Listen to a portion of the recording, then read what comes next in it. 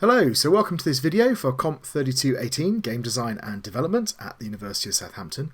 My name's Dave Millard, I'm one of the lecturers on the course, and I'm here with... Madeline Dwyer, one of the demonstrators. Brilliant, thanks Madeline. Do you want to say a little bit about what we asked the students to do for this particular coursework? Yeah, so for this one we've asked them to make a small game prototype focused on storytelling and games based on one of 3 fables. Brilliant. Well, without further ado, let's get on and have a look at our first game. Okay, so the first game up today is A Lion's Tale. So I'm guessing this is The Lion and the Shepherd. Here we go. Yeah, so that would be my guess. So I've got a sort of very pixely cave. That's like a serious pixels. They mean business. And a little Simba. So again, pixely, but at a different sort of resolution in the back. So but let's see what happens. Right, so I click start. With morning light, a lion awakes to a new day. I've got some very funky music going on. Okay, there's my lion. Again, pixely eye. So again, I seem to have another... It's almost like I've had 4 different art styles already. But I like this book setup. This is nice. You are the lion. Very classic storytelling. It is, yes, absolutely. Majestic and fierce, you navigate the wild with grace and prowess. I don't know, you haven't seen me play yet. However, even lions need to eat. What to hunt today, you ponder. You decide on 1 or 2 options, gazelle or deer. Okay, they sound pretty similar to me. Do you hunt down a gazelle or a deer? Okay, so here it is, our first important choice. Have we got anything to go on? Any reason we do a gazelle or a deer? I don't really know what we're choosing here. What do you reckon? I feel like a gazelle is more typical lion food, right? I think you're right. They're always being like torn to ribbons on the African savannas on the TV. Right, let's go for one of those. You have chosen gazelle to hunt. Check next to begin the hunt. Click. Okay, there we go. Ah! So I go... okay, so interestingly, so I can go backwards and forwards with the arrow keys. Up doesn't seem to do anything, but space jumps. It's a floaty jump. I think I've got a helium-filled lion. Oh, there we go. Let's try and go for it. Do you know, although I was moaning about it, it's actually quite fun to control. What do you think that is down there? I think that's a thing. Is it like a trampoline? Oh, it's a trampoline, so I can go. Oh, I'm not sure if should I have jumped down here in the first place. There we go. I can go back up here. I can really go fast. I like the little lion animation. That's really cute. Yeah. Yeah. Oh, level complete. Completed in 61 seconds. Okay, does that mean I should be doing it as fast as I possibly can? You relax after your long hunt. You've been so caught up in hunting food you hadn't realised how far away from your home you'd gone. Okay. Out of the corner of your eye you spot something. You've gotten too close to the human towns. Suddenly out of nowhere they appear. Arrows fly towards you. Oh, this is like a little static cutscene here. Look, bow and arrow, got it. Yeah. You flee after seeing how many of them there are. Greatly outnumbered, you can only run. Okay. Oh. Oh, so now you're being chased, I think. I am, but oh, I'm not entirely sure. Am I supposed to be speedrunning this? Do you think? I'm guessing so because they gave you the time at the end. Oh, the arrows speed you up. I see. I hadn't noticed that before. Level complete. Alright, so I think I'm supposed to be speedrunning this. I think these are speed up arrows, but I didn't notice last time. To escape the hunters. Tearing through the undergrowth recklessly, you manage to escape them. In the process, you're impaled with a thorn and your paw is sore. We chose a gazelle. What do you think? Do you think that had any impact on this? I'm not sure. Who knows? You see someone ahead. Are they friend or foe? Without much choice, you limp onwards towards them. Okay. Okay. Level complete. Should I have gone to speak to the person? Does it make, if I retry, does it make a difference? Yes. Oh, so I can ignore the person completely. That might be a choice, I guess. I don't know, like a diegetic choice in game. But what's wrong? Yeah. You're injured. Looks like there's a thorn. Let me take that out for you. Then you can rest. There's hunters in the area. Should let me take that thorn out? Yes, please. There. So there's another choice. Let me remove them for you. Why would I not let them take the thorn out? Oh my life, I'm a super speedy lion. That's just a straight line as well. The hunters were no match for your speed. You would escape them for the second time. It's been a long day and you're growing tired. You have no clue where you were anymore. You've gone too far into the jungle, too far away from home.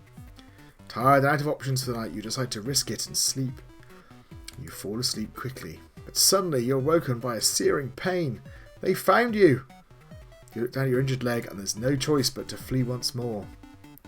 I'm a very, very... Okay. So is there like, if you went slower, would you get caught? Is that what's going to happen? I don't think so. I mean, if I go backwards, I think it's literally just the amount of time I take. Right. I mean, what happens if I run off the end of the level this side as well? Does anything happen there? Ooh, oops. No. So You just like respawn. yeah. So one of the problems I've got as you're running, your jump is so floaty that if I jump when something comes on screen, I miss it.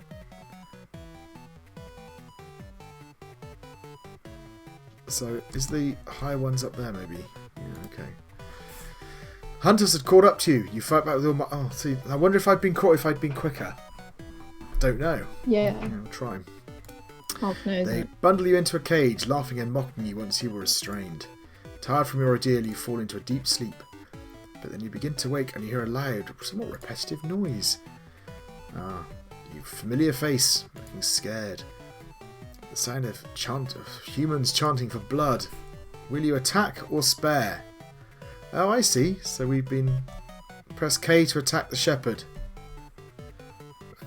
They've literally taken the story, right? I can't move. Yeah. I can't move. All I can do is press K to attack. You refuse to attack the shepherd. The shepherd then recognises you. He calls out and tells the crowd the story of helping you. And that's you helping him. The crowd have moved. Call for both of you to be released, and thankfully you're both set free, able to return home. And there we go. That's our story. So, if I go through again, well, first of all, let's choose a deer. Oh, there's a deer. Did you see it? It ran away. I didn't see a gazelle last time. I think I did see something, but I didn't see exactly where it Oops. was. So Yeah. I think it was quite quick though. Oh, and there it is there. Okay. So, yeah, there we go. I'm chased by the hunters. So run away. Oops.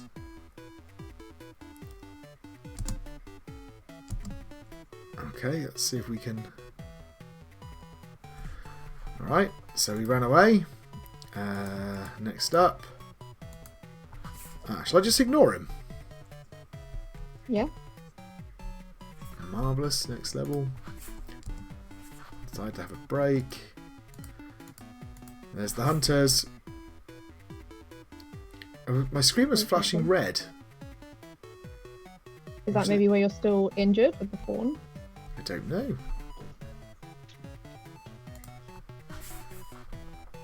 They caught me anyway, so I was quite quick, but they still caught me. Alright, and we find ourselves in the cage. Will you attack or spare? Press K to attack. So I won't attack, but this time we've got no history. We'll see what happens. You're truly a kind lion, sparing complete stranger. Starts booing. Oh dear. You flee. Okay, alright, okay. Interesting ending. Okay, I think we've kind of got the measure of this, right? So what we have is a kind of a platform runner. No idea what this difference makes. Yeah, it doesn't seem to make any noticeable Go. difference.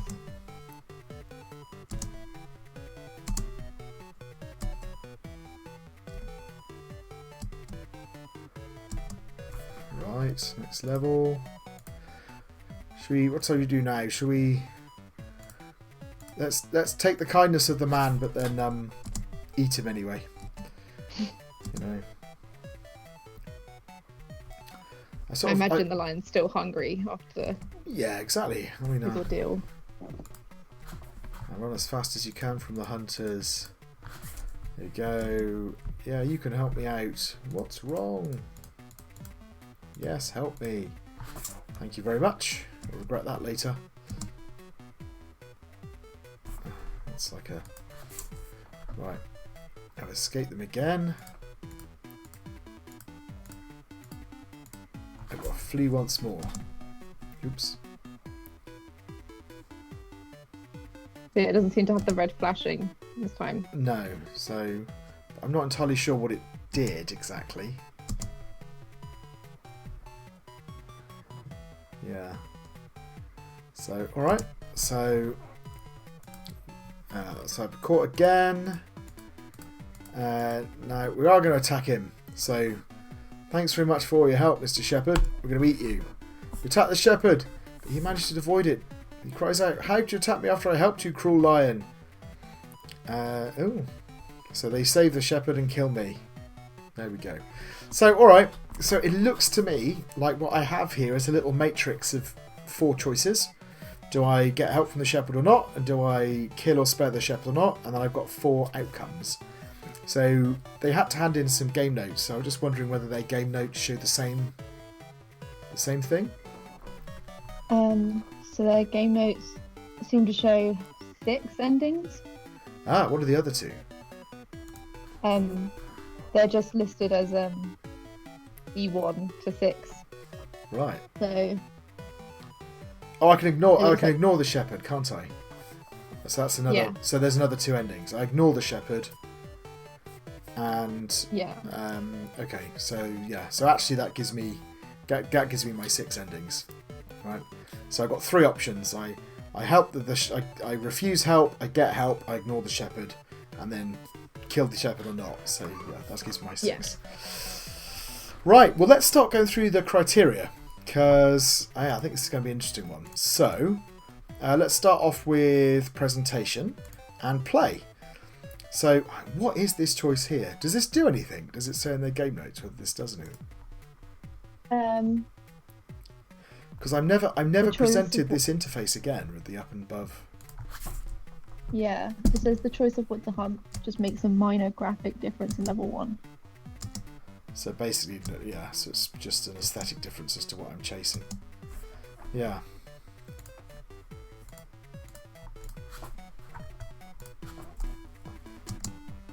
But yeah, I can't see anything else about that choice. No. Okay. So, I mean, what do you think about the presentation? I feel like the background's quite nice. Like, I think it's like a slightly different style to the lion.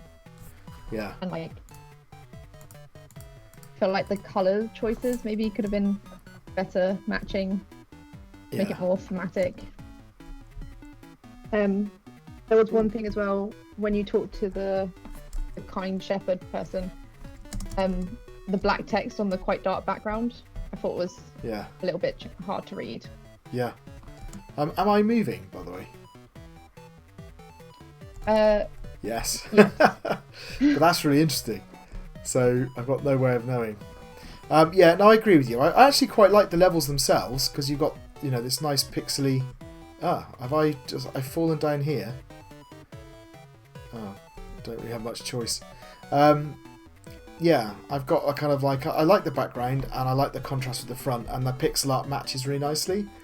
But there are oddities, like the level complete thing doesn't match. You've got this kind of, the storybook here it's actually quite effective, but it's a different style. The writing here is again a different style. So I think kind of the core of it's quite presentable actually, but there are some ragged edges. The music as well. The music is quite good for the running around and hunting bit, but it doesn't match the decision, being in the cage. Being in the arena with the hunter at the end, with the shepherd at the end. So, and there's no sound effects at all.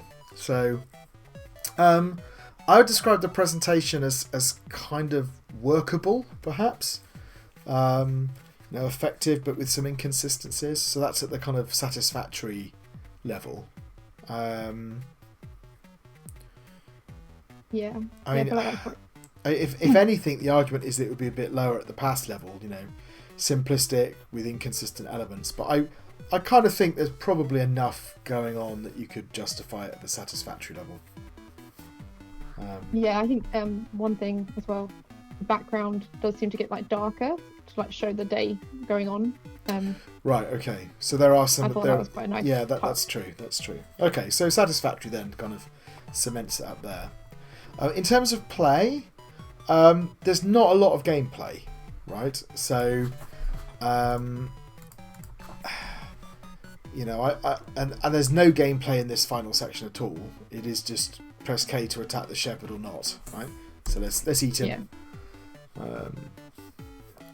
There we go. So here we are. So they love me for murdering the shepherd because I never met him. So there we go.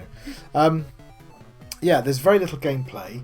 The controls are fine. It's actually quite fun to zip through those levels, although you end up kind of...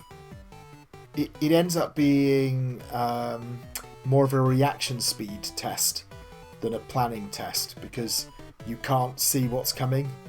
So you have to kind of, I suppose, or a memorization test for the levels. So that's not quite as satisfying, I think. A pass would be a kind of a challenging game. A simple game with few mechanics, awkward controls, or serious bugs. I don't think the controls are awkward, and I don't think there's serious bugs, but I think it is a simple game with few mechanics. Satisfactory would be simpler game with fewer mechanics, but usable controls, may have some minor bugs. Again, it probably feels about there for play.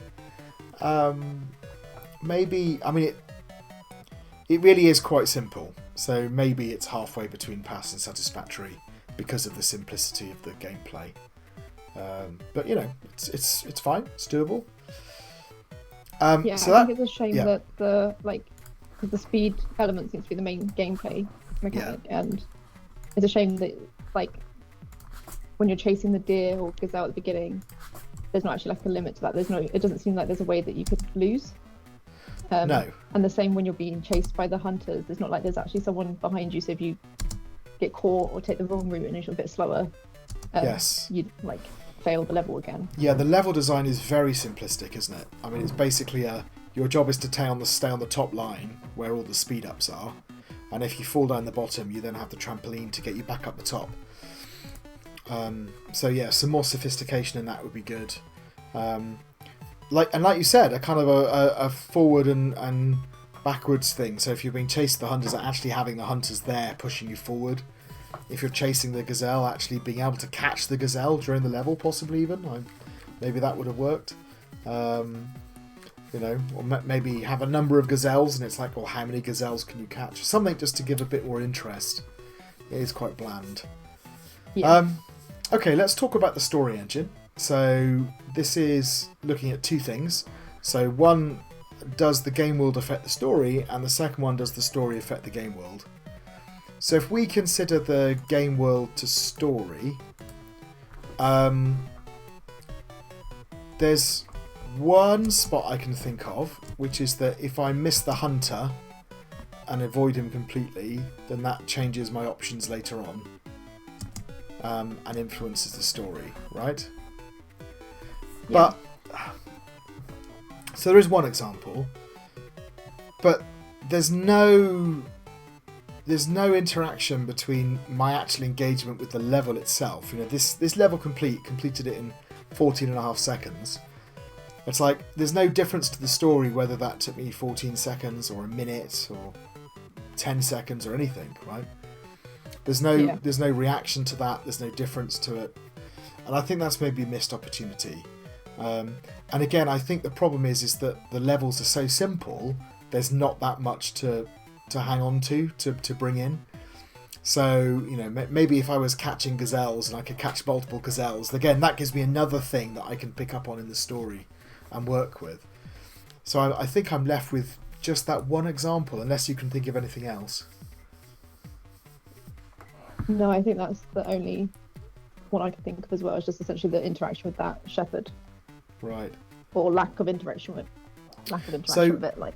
So a pass would be a few sparse or minor examples of where the game world impacts the story, and a poor would be some support for story elements, but the game world has no real impact on the story. So I think it's probably halfway between those two, because I mean there is an example, but there's not a few examples, right? There's just one. One example. Story to game world. So this is choices I make in the story space, or more accurately, the state of the story, and does that influence the game world? Well, I have a progression story, right? So the story progresses alongside the levels, and I know if you're being super generous, you might say, well, that means that the game world reflects where you are in the story, but that's not really what we're after. We're after kind of, are there other story state things represented here? So the story is clearly remembering things like this, right? Do I ask for help or not? And that's not reflected in the game world at all, right? So even in the visual representation at the end, there's no difference.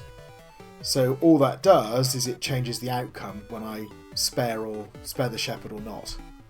I think there is a slight change where if you don't get help with the fawn, I think you get the red flashing. That's that true. Doesn't really impact. It's not a massive impact, but I think that's a slight.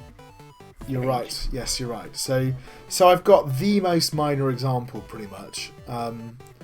I think what we were after was to say, right, well, if you've avoided the shepherd, that should have some consequence on gameplay, right? It should make a difference to you. So the most obvious one being that if you have a thorn in your foot, that it disadvantages you on the following level in some way, not just the flashing, but it slows you down, or it makes you limp, or it has some kind of impact, right? But there isn't really anything. Did they say anything? When you'd need the yeah.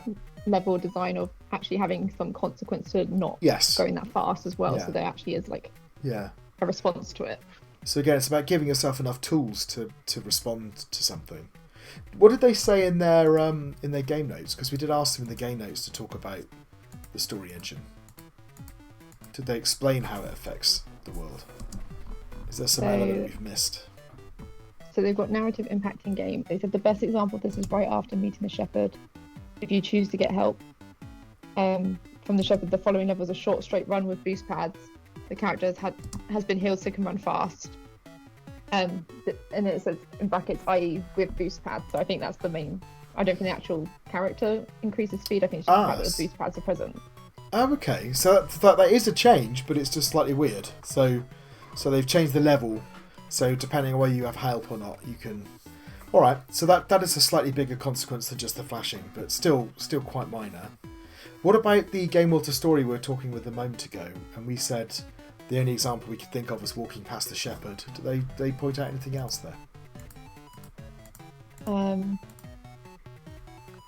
an example of the game impacting the narrative is the QTE scene. Here, the player has the choice to follow the instructions and gameplay as you usually would in a game and complete the QTE, or the player can allow the QTE to time out. This choice directly impacts the ending of the story. So I think that's the attack. That's what it literally just went through. Yeah. Yeah. Yeah, and then another quick time example. Event, go on, another example. Is the level where the player meets the shepherd. It is fully possible for the player to simply run past the shepherd and clear the level instead of jumping up. That last one I don't think is an example. That's a quick time event, so you're making a story decision. It's not changing the gameplay. It's not representative of the gameplay, sorry. The running past the shepherd is. Okay, so I think our game world to story stands. Our story to game world. So we said, again, a pass would be some support for story elements, but no real impact on the game world. I think there is, again, but it's really just that one example, and it's. So the pass would be a few sparse or minor examples of where the story impacts the game world. I think what we have is one sparse or one minor example of how it impacts the game world. So again, I think it's probably halfway between the two. Let's think about the richness of the choices. So this is about the number of choices and whether they're interesting or not. In other words, are they moral choices or grey choices where I could conceivably go either way, or is it obvious what I should be doing? You know, how much information do I have? So, I mean, they give us a few choices. We've got the first one here, right? Gazelle or deer, that has no consequence, and we get no. You know, it doesn't matter basically. It's like literally who cares. So I don't think this is an interesting choice. No. Then we get the choice of whether to run past the shepherd or teach the shepherd. And again, they're not giving you any. They don't prime you for that at all. So there's no reason to do either. I suppose curiosity would drive you to the shepherd. And then you're asked, you know, do you give help or not? And again, there's no consequence to you, because that level, and again, I think part of the problem is although this is a how fast are you going, they don't do anything with that, right? Yeah. So if they did, there would be an incentive for me not to stop and speak to the shepherd, because I'd be trying to get my level run through. But the level where you meet the shepherd is so small that you don't treat it as a running level. It feels like it's just the encounter with the shepherd. I mean, they still give you the level complete here, right? But I think that even that choice is not enormously interesting, because why wouldn't I stop and talk to the shepherd? He's the only thing on the level. I might as well do that. And then and then do I ask for help? Well, why wouldn't I ask for help, right? There's no cost. Yeah, I think the lack of like consequences to the level, like in the level design, like there's no really motivation to make any decision. Yeah. Like you might as well try everything essentially. So I think we do have a few choices, a few choice points, but I'm not sure they're set up well. So poor would be few choices, player agency is problematic. Pass would be some choices, but only fewer interesting choices. And I actually think, again, we're probably between the two, because we do have some choices. We're giving a number of choices, but I wouldn't say that they're interesting. I think the agency of the player is problematic. I think kind of they're either random or it's obvious what you should do. There's no tension that's set up. Yeah. So that takes us to techniques, which is pacing and storytelling techniques. Pacing. What do you think about the pacing, the dramatic pacing of the game? I feel like it's kind of flat. I think it kind of comes again back to like the level design where there's no tension. You're not being chased. You don't have to finish it in a certain amount of time. Yeah. I mean, stuff happens. I can get chased by hunters. I'm chasing it, you know. And I suppose you again, if you're being generous, you'd say I've got a big choice at the end in a different scene. But I think I'd agree with you. It doesn't feel like the thing is ramping up over time. So pass would be pacing is unclear or flat. Poor would be no serious attempt to control pacing. I think they have tried to control it, right? Because they have, you start off hunting, then you get then you are the hunted, and then you're in the arena. So they've tried to do it, right? So I think you couldn't say there's no attempt to control pacing. But unfortunately, because those things aren't really reflected in the level design or the gameplay, they're all exactly the same. Apart from the last one, which isn't even that, it's just pressing K or not, right? I think it's kind of pacing is unclear or flat. You might even argue that culminating in just pressing a button or not means that rather than having a kind of a final peak of excitement, it's the opposite. You have a kind of you have a drop in excitement at the end. So almost like that's it. I think we can be generous and still say it's at the pass level, but Again, if anything, I think you would argue that it's maybe a bit lower than that. Storytelling techniques. So we've got a couple of things going on. We've got the storybook, which is quite nice actually. I like the storybook. Yeah. We've got the kind of stuff that comes up here, and we had the same thing for the shepherd, where we had a yes or no for the shepherd. Yeah. So if we kill the shepherd. The text at the end, like back to the storybook. And then do we start off? Yeah. So we got those kind of methods. We don't really have environmental storytelling. The levels do reflect where we are in the story, but that's different than changing them based on the story state, as it were.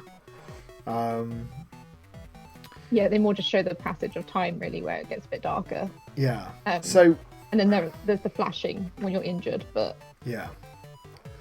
So I think this is kind of interesting because we do have.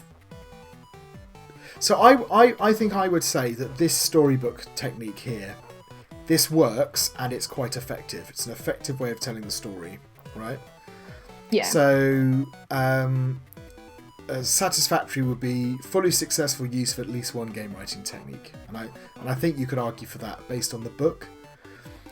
A good would require successful use of more than one game writing technique, and I'm not convinced that the dialogue that comes up, because it's so limited in the game, would justify bringing it to that level.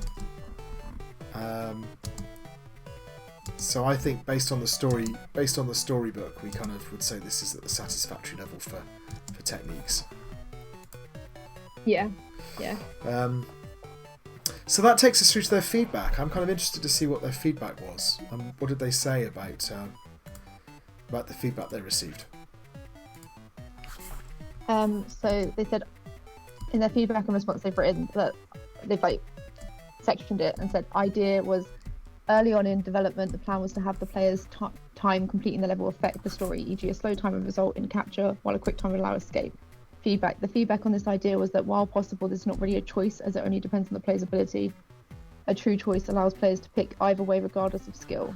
The result is because of this feedback we worked on implementing choices in different, clearer ways, and the level time is now simply for players' own enjoyment or challenge and does not affect the narrative. Additionally, a replay button was added to the levels to allow players to retry for lower times in self-imposed challenges if they wish. So that's interesting because we picked up on the level time as being something that you could pick up on. Yeah. So I agree to a certain extent with the feedback that they got, which is that you're not really making a choice. But what you are doing is you are picking up on what's happening in the game and making the story in the game feel better connected. So I think that their actual solution there was to do both things, would be to have actual explicit choices that all players were in control of, and then to have things that responded in the game based on your timings. And you can do both of those things at the same time, right? So I'm not sure whether they've applied that feedback well enough. It feels like what they've done is it's caused them to disconnect the stories, as opposed to try and make what the feedback was trying to do is to get them to make more deliberate choices, if that makes sense.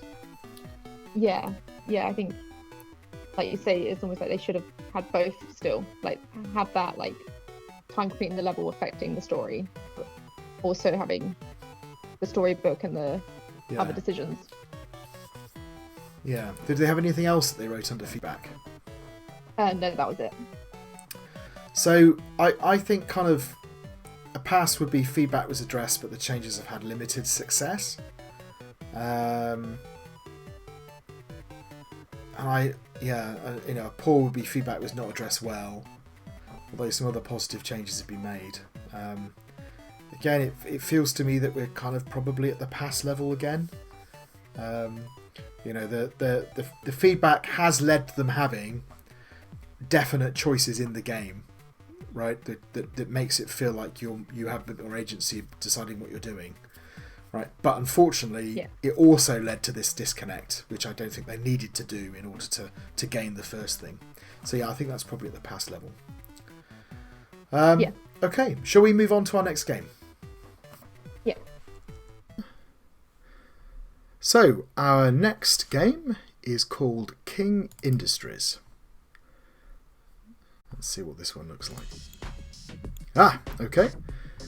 So, I've got a kind of interesting picture of a man being chased by what looks like the ghosts from Ghostbusters. Is it Slimer? Play. Okay, well, let's play. Yeah, it's a nice start screen though. Yes, it's cute. It's cute. And as always, I like the font. So this is nice. That's nice, isn't it? I like that. So we've got 3 titles: Chaos at King Industries, Employees Under Attack, King Industries develops super weapon, Engineering marvel capable of destroying ghosts, and Rumours of robot development at besieged King Industries. Okay, I like that though. I love them coming on. I like that. I love like little graphical effect where you've got different fonts for the different publications. That's nice. Yeah, it was a nice sound effect as well when they came in. Yeah, definitely. And the music's paused to let me read it, so that's good. Oh, crikey. Okay. Rex King. Killbot 1, you're awake. Welcome to King Industries. Oh, okay, that's interesting. Killbot, I love the box. Killbot 1. That's very good. You join our company at a difficult time. Our employees are under attack from ghosts that are draining their motivation and happiness. Our engineers have developed this weapon which is capable of destroying the ghosts. There it is, flashing away nicely so I can see it. Yeah. They also created you. Your programming should make you very efficient at destruction. So this is actually you know, really nice little cutscene here. Yeah. Played by these beasts. There's quite a lot of text, but it's delivered in nice manageable chunks. It looks like you can go back as well if you miss something. Yes, which is also useful. So we've got 3 days basically. So actually, speaking of which, what was the previous one? Assigned to a team which has been particularly plagued by these beasts. Alright, okay. So I have 3 days to try and get rid of all the ghosts, basically. Yeah, it's like encourage the Killbot program to keep going. Yeah. Let's introduce you to the enemies. These yellow and red ghosts are responsible for draining our employees' motivation. Yeah. I think we can all be plagued by yellow and red ghosts, particularly in the post-Christmas period. Yeah, definitely. Motivated employees complete more work, increasing your budget. Demotivated employees quit. Okay. As a Killbot, you have been designed with the ability to easily detect how motivated workers are. Okay, so that's their motivation level. This is a green ghost. Do not worry about them. They don't seem to affect the employees' work. Weren't they the ones chasing us in the opening scene? But yeah. That's it. Use your budget wisely. You'll be judged on it. Remember, don't waste it on green. Okay, so it was the red and the yellow ghosts. Okay, they're all happy. Day 1. Oh, okay. Click or press E to open my emails. Yeah. It did pop up saying 1 new email as well, I think. Okay. Subject zombies. I never said... if a worker gets hit by 2 men, they turn into a zombie and it really ruins their day. Okay. Best of luck with your first day. Use mouse look around and space or right click to fire. Okay, I like the fact that it's not the same as because I click on stuff. Yeah.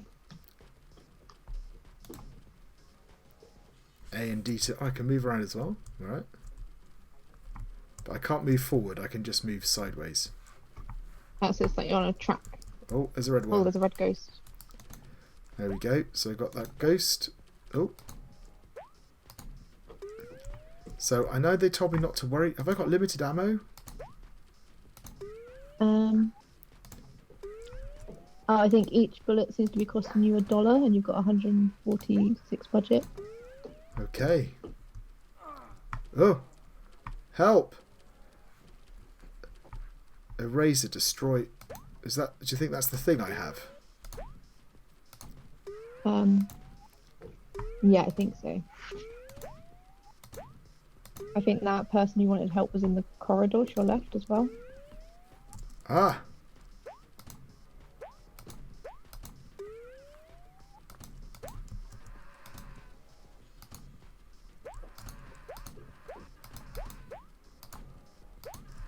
Oh, yeah, that person is proper. Look at their face. Ah.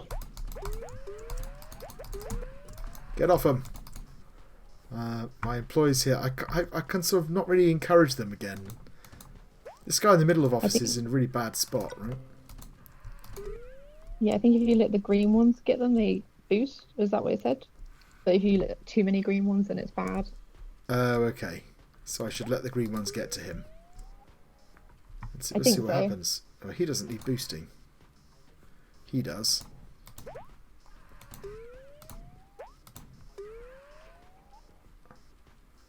Huh. I've got an extra email, but I can't spare the time to look at it. If you press to open it, does it pause the time, or do you not? Yes. Yeah, it does pause. Janitor. Apparently janitor died in the hallway. Not ideal. Ah, sorry, no. janitor. Yeah, you're over here. You're sort of out of sight, out of mind. Here we go. I hit 44 ghosts. I have 5 out of 6 employees. 112. I'm giving you 50. Okay, all right. So, well, that's interesting. A little bit of adaptive difficulty there. New email. Memorial. Beloved janitor. Oh dear. New ammo. A sweet new ammo option. It's going to make the workers happy. Use F to change ammo. Okay. So donuts. Food workers can't resist. So I can...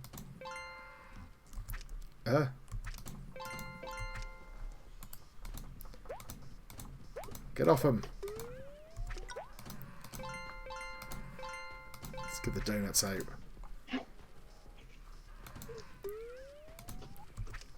Oh, have you got another office now as well? Have I got another... Oh, in there. Oh, my life. Yeah. Where'd that come from? Oh, I just noticed I'm shooting donuts. A little bit. Oh, sorry. All these people are in a right state. New email. Don't forget the other office. Ah! Anyone want any donuts?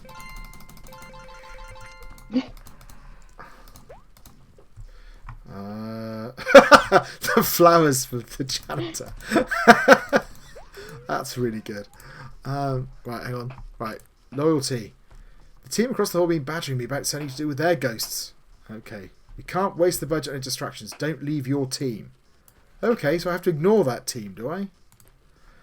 And we start. Please, can you save us? You can use A to get to us. Oh, okay, yeah, that means just go left. Right, okay. There's been sightings of a new gold ghost. I wonder what will happen if you shoot it. Interesting. Shout if you see a gold ghost. Oh no, I'm finding donuts. Donuts. No, donuts aren't any good. What about this team? Yeah, I'll help you a little bit. I keep hitting donuts instead of... Get off them!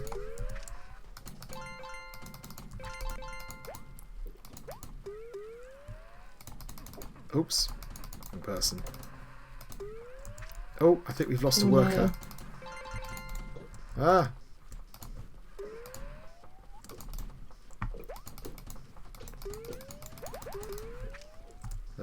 Come back again. I'm shooting donuts again. Have some donuts. Be happy. Oh, I think you've lost another worker. Oh, not again. This isn't going well. I appear to have blown my entire budget as well. Huh. Thanks for not being too distracted by next door today. Sorry about blowing my budget. New email. Over budget. Less carefree, okay? Try rationing your ammo. They're reported by a horde of red ghosts. Brace yourselves. That's not good. Right, well, let's... Oh, let's... Okay. Right. I'm supposed to be helping my team out here. There you go. Yeah. There are quite a lot of red ones. There are quite a lot of red ones. I'm on the yellow ones. Oh no, wrong one again. I haven't seen any of the gold ones mentioned. No.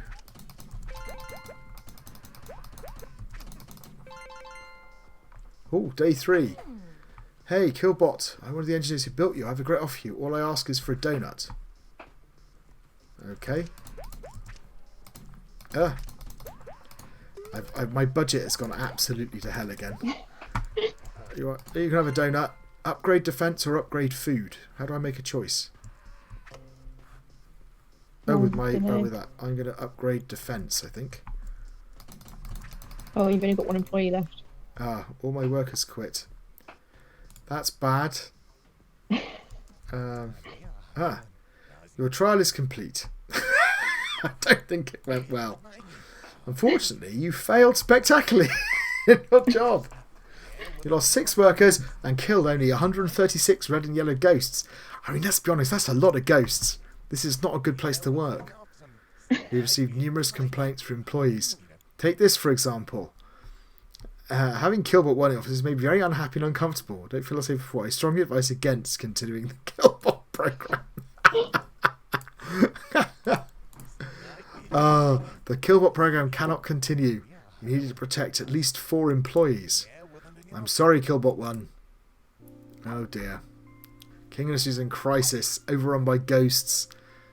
Fire the engineering team and... oh dear. Game failed. No score. It's not gone well. Right, okay. I'm going to have one more go and then we'll start thinking about the criteria. So here we go. Crisis at King Industries. Yeah, I can skip the intro, which is good. Oh, look, they're all looking happy. Welcome, and then the zombies. All right. So I'm gonna ignore the team across the hall this time. I don't think you had the team across the hall. No, there's a blocked. Yeah. The door shut. I think it was the janitor that was the other thing in this level, where the janitor then died, didn't they? They did. Oh, there's a ghost coming. So I'm going to try and be a little bit more targeted.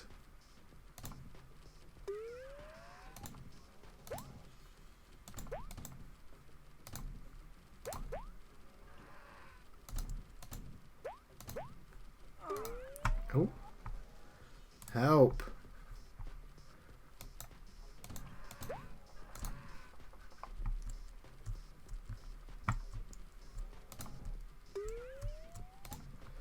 Alright, I'm going to be a bit more modest.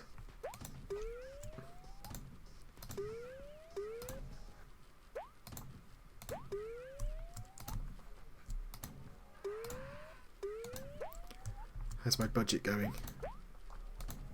You still got quite a bit. Okay. Don't forget the janitor. So the problem is sometimes you have to shoot the green ghosts to get through to the other ones.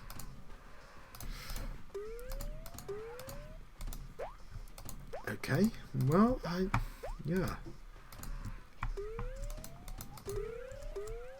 not. So my employees are losing motivation left, right, and centre here, despite the fact. Yeah, maybe the green ones don't help with the motivation. I thought the boss said don't worry about them. Yeah, they did. So I am sort of not worrying quite so much. I'm trying to just go for these ones.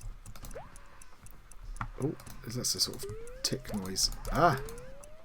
Clear off. Get off me, janitor. Right, 55, 5 out of 6. Did I lose one? I have installed an alarm on the wall which may help you. Oh, that's different. Fire alarm on the wall. Hang on. Emails. There we go. Sweet new ammo. Okay, so I've got my donuts now. So let's...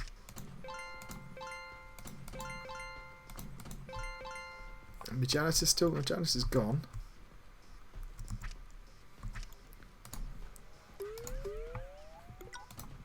Right, okay. New email. Oh, my life is loads. Gold ghost.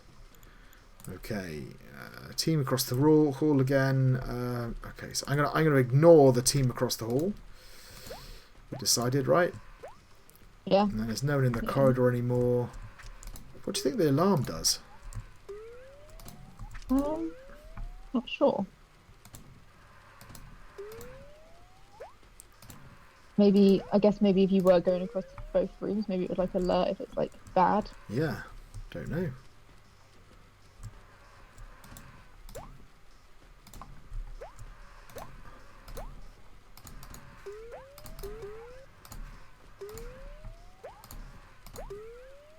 Okay, here we go. So I have to say this is a pretty engaging. I mean, maybe we can talk about the about some of those elements. So talk about presentation and play. So presentation, I think is pretty good, isn't it? I mean, it's I like the graphics all seem consistent. We've got nice use of fonts. I had a nice little intro screen. I've got music going on in the background. I've got a good information design here. I can see my budget. I can see what I've currently got selected. Yeah, I think the presentation is really quite good. Yeah. I think it's quite consistent as well. I think you already said that. But... So okay. So I mean, I certainly think it's at the professional level. Is it memorable? Not memorable. Sorry. Is it impactful? I think there's an argument for that, actually. Have some donuts. Or -2. There we go. Yeah, I think probably impactful. I kind of this is the sort of thing I think you'd remember, mainly because of the way the animations are really nice. They add a lot to it. The ghosts are very are interesting characters. Yeah, I like this. I think it's maybe there could be a little bit more refinement in what we're seeing, but I think still probably at the excellent level for presentation. Yeah. And for play, the left and right's a little bit clumsy. I don't know why. For some reason, it feels like I'm getting stuck on something sometimes. Maybe when I'm turning a lot, but actually otherwise, it's very effective. The kind of the firing is nice and responsive, so I got a kind of I can panic and rapid fire, or I can take very clean shots. And I feel like I'm engaged. I feel like I'm in that zone of trying to kill ghosts. So I think it's definitely at the engaging level, and I think it's I think it's kind of touching on the kind of on being a fun experience. I kind of feel like I maybe could do with a bit more variety, and they do introduce that a little bit with the donuts, to switch to the donuts and things. And I'll be interested to see if I manage to survive a bit longer, whether we get the same thing. But yeah, my feeling is that it's a fun experience, and that's probably at the excellent level as well. Right, so we're still over budget, and a horde of red ghosts, and I haven't been given any more money. I've still got -2.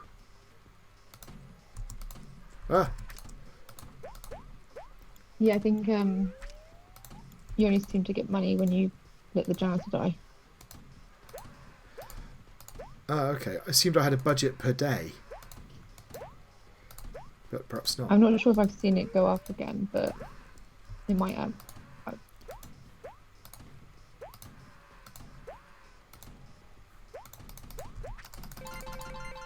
Right, let's just try and make it. I think I'm not making my employees happy enough. I think that's a problem.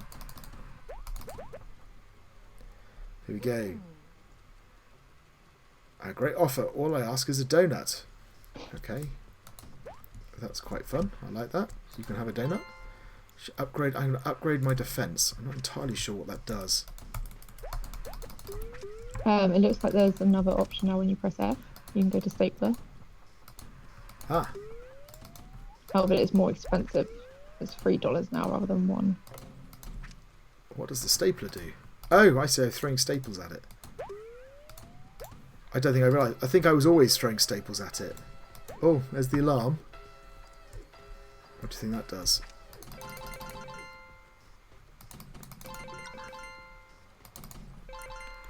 New email. Someone fix the fire alarm. There you go. It stuns. Please not. Oh, try not to shoot it and set it off. Okay, so it stuns the ghosts. Ah, so I can shoot that. And it gives you a bit of time to. But it adversely affects all the employees. That's nice. So that's a sort of example I was talking about doing something else, right? Yeah. I hadn't quite realised I was throwing staples at the ghosts, but evidently that's what I'm doing. My budget is absolutely shot to bits. I don't know if you've noticed that. Yeah. Oh, there's a gold one at the top. Maybe the gold ones give money? Oh, there we go. 69. Okay, day 3. Oh, that's the end of the game. Employees. Budget remaining. Come and meet me in my office. Your trial is complete. Ah, didn't I do well? Oh, no. Unfortunately, you failed spectacularly in your job. That's damning. It's very, very difficult boss to please. Lost 3 workers, and I killed only 161 red and yellow ghosts. Received numerous complaints from employees. Take this, for example. Oh, yeah. Same one. Yeah. The Killbot program cannot continue. You needed to protect at least 4 employees. Oh, I was so close. Oh, right. Now, it may only be me, but I think if I needed to protect at least 4 employees and I had 3 left, that is not a spectacular failure. Yeah. I guess with the amount over budget you are, though, maybe that. Well, that's true. That is true. I wonder if you physically have enough money to defeat the ghosts they send at you.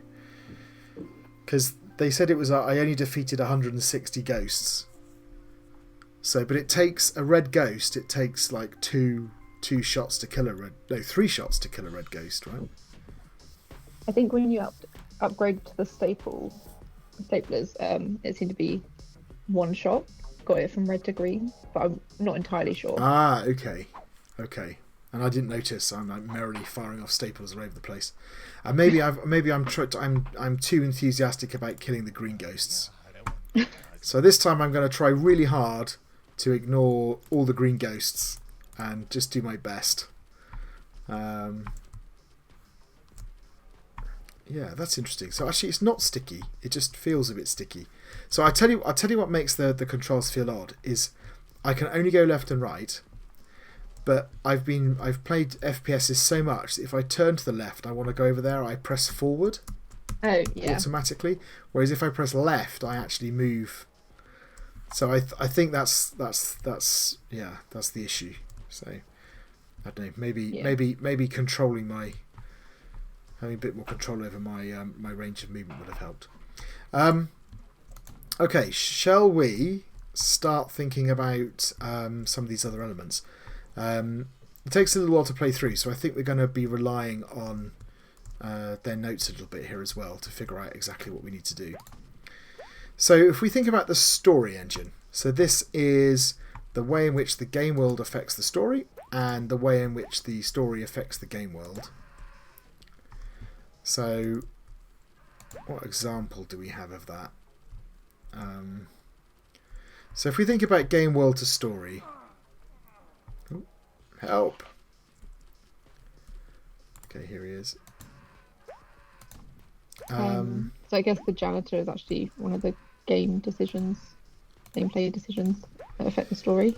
Yeah, so I've got this. Do I save the janitor? Is one, definitely. Do I go and do the other room when that appears? That's another one. So I'm making kind of diegetic decisions in my play style, effectively. Yeah.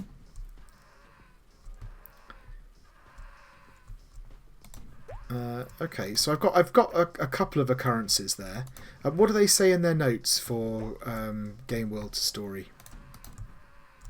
So game world impact on narrative. It says team members lose motivation when attacked by ghosts. Firing food at employees increases their motivation and happiness. Shooting your own employees with erasers or staplers make them demotivated and unhappy. Failing to prevent the green ghost from attacking employees or using the alarm to freeze ghosts causes the workers to become unhappy, which may affect the ending. Number of employees saved and number prevented from becoming zombies impact the outcome. Deciding to shoot more ghosts than just the red and yellow depletes the budget, and as a result the final score will be lower. And then helping the janitor survive on day 1 by shooting the ghost attacking them is more difficult, but results in the janitor installing an alarm. Okay, so I've got kind of big decisions, like do I save the other office, do I save the janitor? But there also the argument is there's also some minor things about how many green ghosts am I doing, whether I'm shooting the employee's effector. So really what they're saying is that there's one or two of these key decisions, but then it's also supported by a whole number of ways in which my behaviour in the game is reflected to me in the story, right? Okay. Yeah. Unfortunate situation with the maintenance guy. All right. I tried to save him. He must have died. Sorry, Mr. Maintenance guy. You've still got 6 employees, though. Yeah. Oh, that's true. Okay. So maybe he doesn't. Maybe he just doesn't count. Feels a bit mean on the janitors. So in terms of the Mart scheme, a good would be a number of examples where the game world impacts a story in important ways. And excellent would be a consistent interplay between the game world and the story, including important impacts. We just said, didn't we? There is a consistent interplay. So the number of things I'm shooting, whether I'm affecting the employees, the number of green ghosts, all of that will change the outcome of the story. Yeah. It's a little bit of a shame it's all pushed to the end, right? That it just kind of there's not more routes through this story or different events or different things. But I think that actually, in terms of having something which is monitoring your performance and looking at the decisions you're making, I think excellent is a pretty good description, right? A consistent interplay, including a number of important impacts, such as the janitor, the other office, those kinds of things. So I think it's at the excellent level. Story to game world. So maybe this is what I mean about only perhaps going the one way. Please pay your respects. He's already much. So I think kind of I could recover these guys. How do I pay my respects? Do I give him a donut? Okay, so if we think the other way round, so now we're saying the state of the story and how that's reflected in the game world. Well, we've got a few little examples of kind of aesthetic type things, like whether the janitor is there or whether it's a pile of flowers. Yeah. But actually, in terms of gameplay, there's not that much. What did they say? What was their argument? So they've mentioned, so they say choosing to help the janitor unlocks an alarm which can be used during the gameplay, whereas not saving them results in the memorial appearing in the hallway and then a budget increase. Helping the other team on day 2 adds an extra worker into the main room.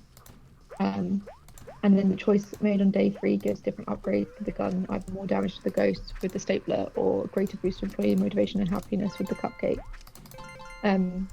Making the morally right choices requires more difficult gameplay. I assume that's saving the janitor and helping room 2. Team members work and increase the budget slower when demotivated and eventually leave. Unhappy employees turn into zombies. Gold Ghost gives you money. Okay, so their argument is that you, depending on your outcome, you get different upgrades or different things happen. That's the janitor one, right? Yeah, so you have the fire alarm that does the stunning, and then also depending on how happy all your employees are, how much money you're making, I think.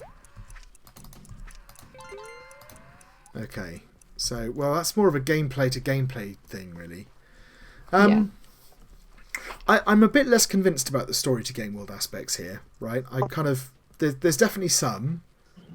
So I'm making a decision about whether to get the janitor. That's then picked up in the story, and that's reflected, and then I get the alarm or I get the upgrade. That's definitely the way that the effect goes. If I play in the other room and I save members there, it sounds like I get an employee across to my team. That's definitely a way. But that feels like it's kind of it, really. And then I've got a few aesthetic things, like I said, like the memorial to the janitor, those kinds of things. So, but it doesn't. is it a good would be a number of examples where the story impacts the game world. So I've got the janitor is alive or dead. I save people in the other room. So I've got 2 examples. Yeah. And then other ways that the story state would affect would be things like, all the stuff about health of employee satisfaction, that's all game space, isn't it? So the story outcome. Yeah. I think from looking at their notes, the end state you receive does take into account how happy your employees are. Yeah. Yeah. So. So yeah, but yes, but that's not really a narrative choice. So this is again this idea about saying it's good for the game. It's good for the game to be reflecting the state of the story back to you, but those aren't really kind of ways in which your choices are reflected in the gameplay.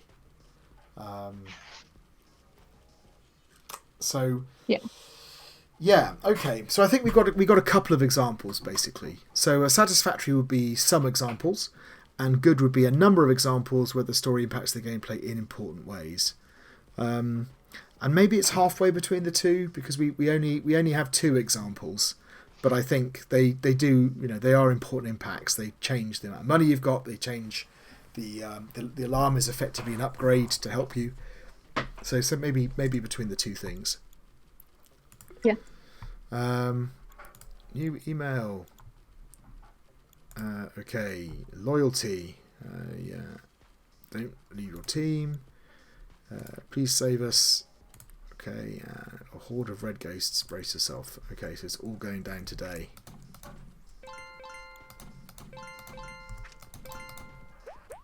So then I think the next bit on the mark scheme is the agency.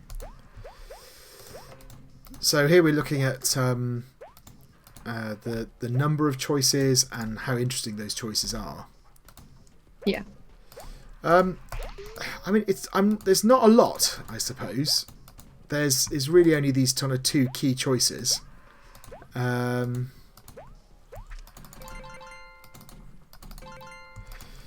I'm busy shooting ghosts. All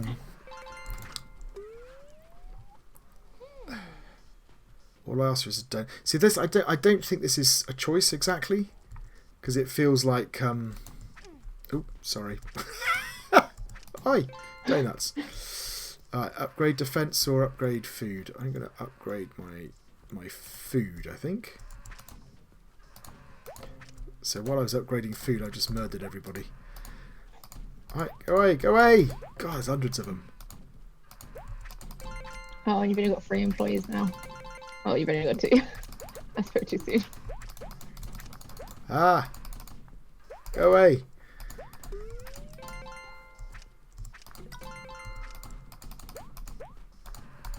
Ah! The problem is when you get down to 2, it kind of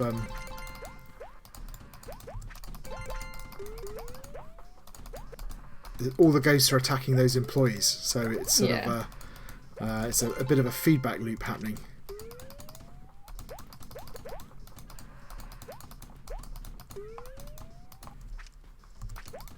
Yeah. Oh, I shot a gold ghost. Right, budget's gone to hell again. It's that moment of total panic. Ah, stop fighting. Ah, come and meet me in my office. Oh dear.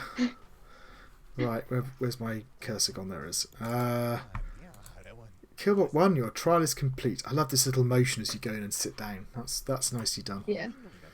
Fortunately, you failed spectacularly in your job. I'm not very good at this, have I? Lost 4 workers and killed only 202. That's a lot of ghosts I wiped out there. Yeah. I mean, that's more than all the Ghostbusters films put together, surely. Ditch Killbot. It's more than you did on the other attempts as well. So. Yeah. Cannot continue. You need to protect at least 4 employees. Not happy. So I am getting the same ending though, I have to say. So that's another thing that I think I've had the same ending every single time.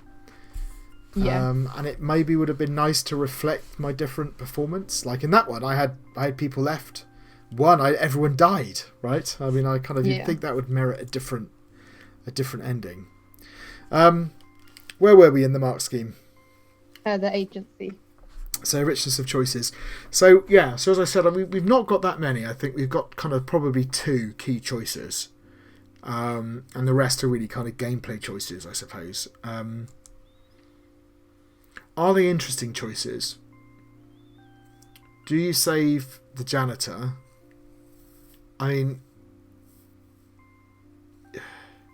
it's difficult because it's so mixed up with play. All the choices are so diegetic that they almost become gameplay decisions. So do you save the janitor or do you sacrifice the janitor? And it's like, well, okay. I mean, I kind of... Is it interesting? It is in a sense. They're playing your moral...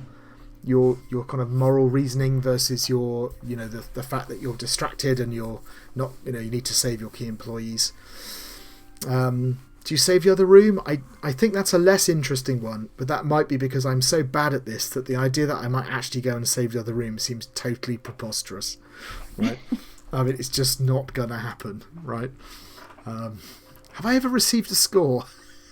I think that's the only score you've got of the minus 167. So I definitely have 2 interesting choices. I have 2 choices rather, and I think there's whether they're interesting choices or not, whether they're things that is kind of wrapped up with how much you think the decisions of gameplay count as kind of narrative decisions. And that's a little bit hard to say. I mean, a pass would be some choices, but only if you're interesting choices, and satisfactory would be a number of interesting choices. And it probably feels somewhere in there. So maybe halfway between the 2, in that we have some choices in that 2 effectively, but they are kind of interesting choices, I think.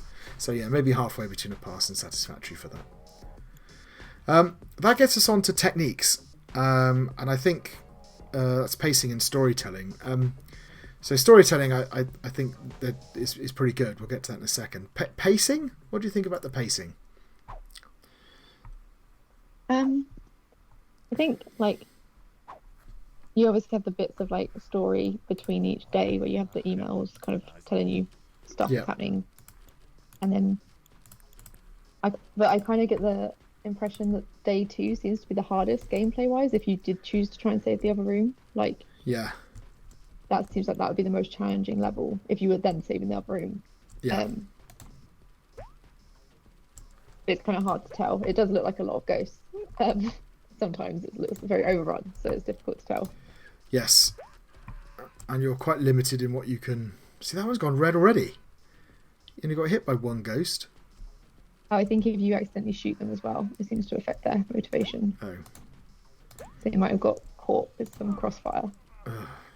Okay.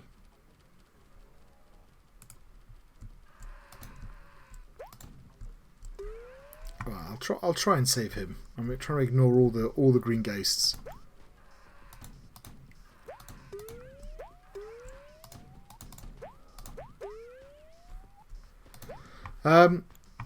Yeah, so we're on to pacing. So yes, sorry, you were saying about pacing. So you think the day 2 seems to be like the hardest day. Yeah. I feel like the number of ghosts and everything, at least, or the amount to have to think about is a lot if you're trying to save the other room. I mean, they've clearly made an attempt at having a kind of climactic finish, right? So we've got the kind of rushed by red ghosts at the end. I think part of the problem is, and maybe it's just a function of me not being very good at this, is I feel kind of rushed by ghosts all the way through. So I'm not necessarily convinced it's making a massive difference to me. But yeah. I mean, I think that there is an attempt to have some pacing, right? We've got kind of they up the ante on day 2 clearly with the extra upgrades and the food, and it becomes a more complicated game. You'll notice that I do much worse because I keep toggling to the wrong thing and then shooting my employees. The janitor gave us an alarm. Right. Partly because I think I see, when I'm in this mode here, I see the donut down the left and I think the donut's selected and I don't notice that the square is around the wrong thing.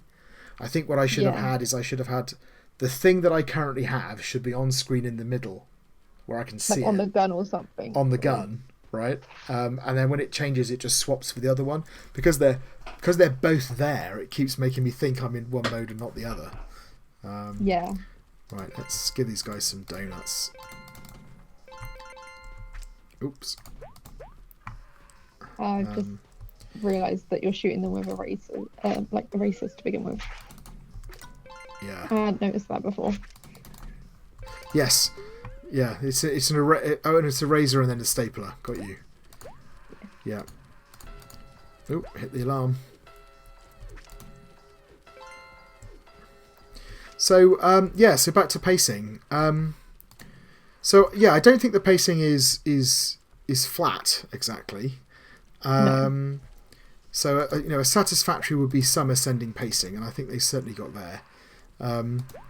So yeah, the interesting question is whether or not we've got ascending pacing with a clear final peak. And as I said, it feels like they've tried to do that with the rush of ghosts at the end, but it doesn't quite work because it just feels like more of the same, really. Oops. So I think I think maybe it's halfway between the two.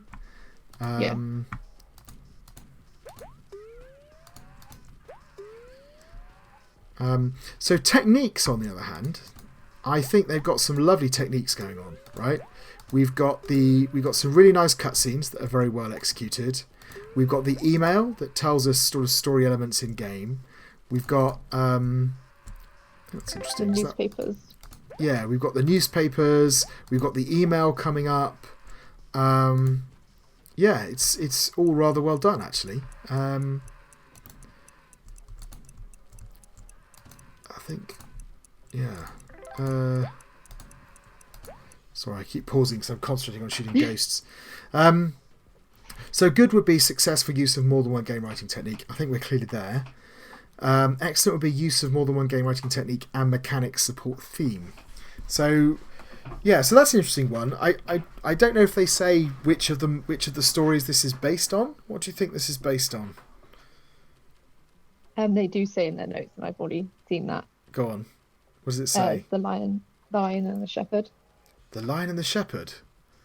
So that's the one where the shepherd saves the lion and then the lion basically returns the favour and doesn't eat the shepherd later on.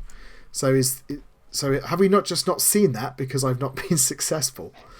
I think you get the benefits, like if you help the janitor, then you get the alarm, and then if you help the second room, you get an extra employee, and then it also looks like at the ending, if you've protected at least 4 employees by the end of your trial on day 3, you get saved by an email from the employees. So if they're really happy, you join the team permanently, and if they're not particularly happy, then you're given another trial opportunity. So it just changes your ending a bit. But the employees that you've helped, it seems like, vouch for you. Got you. Okay, so I see what they're doing. So here's the question. The story is I think there. I mean, a little bit tangentially, but that's okay. We did say that it could be loosely based. The real question for me is the gameplay supporting it? So the gameplay is that I'm shooting ghosts, right? And then I'm protecting these employees. So does that... I guess where you get the choice to help motivate the employees by giving them donuts.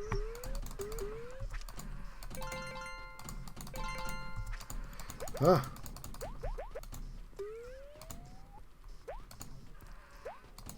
was doing so well. They've just blown all my money.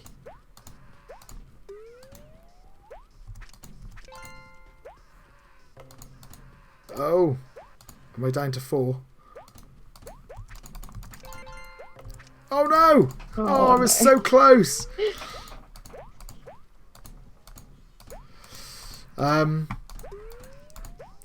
Yeah, so I'm not sure. I'm not sure that the mechanics really. I mean, I suppose you could argue that there's a kind of mechanical effect, but my day-to-day interacting with the game doesn't feel like mechanics as metaphor, basically. So I think that means that the techniques is kind of sitting at a good 70. Yeah. I mean, I might argue they've done such a nice job that maybe we should push them up to between a good and an excellent, but they can't quite get to the excellent because I don't think the gameplay quite resonates. Yeah, I think I'd agree with that, where it feels like they've at least kind of tried, it's just not quite hit the mark. Yeah. Okay, and that takes us to feedback. So what did they say their feedback was? So they have written that it was advised that some of our choices sounded more like calculations. As such, we ensured that each option has potential benefits, so there is no one right answer. For example, helping the janitor unlocks the fire alarm, which the player can use to freeze ghosts, but leaving the janitor gives a budget boost. It was also recommended to more carefully consider the information presented before the player makes a choice to ensure they weren't blind choices. For some decisions, the email mechanism is now used to present the points of view of different characters and what they want the player to do. For others, the way the choice itself is presented gives insight into the outcome. For instance, whether to upgrade their defense or food ammo. So, the shepherd in the fable, players are not necessarily aware of all the ways that their kindness may benefit them in the future. This can be discovered through gameplay. So I think the problem is they're kind of saying that they're trying to flag up the ways in which you could benefit or what the consequence of your choices will be. But actually that's not true. So for the janitor, you don't know why you should save the janitor, right? For the people in the other room, you have no idea what the consequence will be of saving them. So your choice is, I mean, I said it's an interesting choice because it's a moral choice versus a sort of utilitarian choice, right? But they're not flagging it so much as to what's going to happen. And the choices they're talking about there are really gameplay choices about which upgrades you have and that kind of stuff. So I'm not convinced by that necessarily. Did they have any other points that they made? Yeah, they said we were reminded that the game and story must influence each other throughout the narrative, not just tracking and utilising decisions only for dictating the end of the story.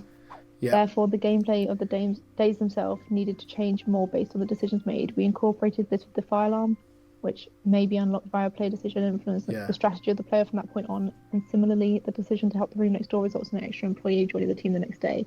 A more subtle example is that the difficulty of day 2 varies drastically depending on whether the player decides to split their time between the two rooms or focus on their main team. Yeah. Okay. I mean, I think that's fair. That those are interactions that happen, and they're happening during play. So I think that's probably true, and it has worked, right? So that's quite effective. They've got a final bit. Okay. Well. Yeah. Go ahead. So it said finally it suggested that endings didn't all chime with the moral of the fable. So originally if the player did very well, they would simply get promoted.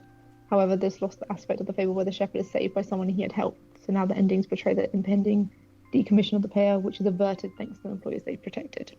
Right. So we haven't seen that due to my terrible play, but that is also quite nice as well and does emphasise the moral of the story and comes across.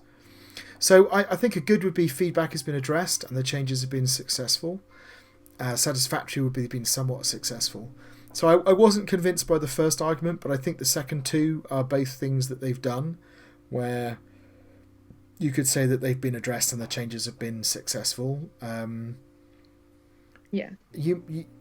You might also argue that they've interpreted it a little bit. So they were told that you mustn't have the decisions just affect the end of the story. So they came up with those ways in which those decisions might intervene in your gameplay, and that little twist at the end as well. So what was the first one again that they said? The one we said or I said wasn't necessarily successful.